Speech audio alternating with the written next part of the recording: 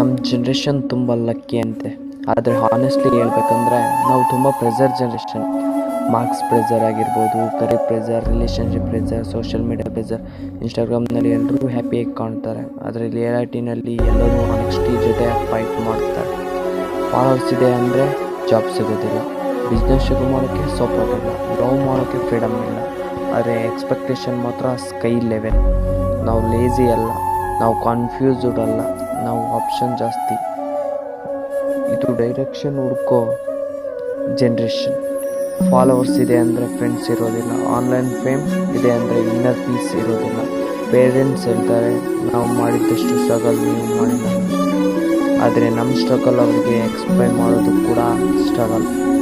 ನಾವು ಕನ್ಫ್ಯೂಸ್ಡ್ ಅಲ್ಲ, ನಾವು ಆಪ್ಷನ್ ಜಾಸ್ತಿ. ಇದು ಡೈರೆಕ್ಷನ್ ಹುಡ್ಕೋ ಜನ್ರೇಷನ್. ಒಂದು ಸತ್ಯ ಹೇಳ್ತೀನಿ, ನಾವು ಫೇಲ್ ಆಗ್ತೀವಿ, ಮತ್ತೆ ಎದ್ದು ನಿಲ್ತೀವಿ, ನಾವು ಬ್ರೇಕ್ ಆಗ್ತೀವಿ, ಆದರೆ ಕಂಪ್ಲೀಟ್ಲಿ ಗಿವ್ ಅಪ್ ಮಾಡೋದಿಲ್ಲ. ಬಿಕಾಸ್ ನಾವು ಟ್ರೆಂಡ್ ಫಾಲೋ ಮಾಡೋದಿಲ್ಲ, ನಾವು ಟ್ರೆಂಡ್ ಕ್ರಿಯೇಟ್ ಮಾಡೋ ಜನ.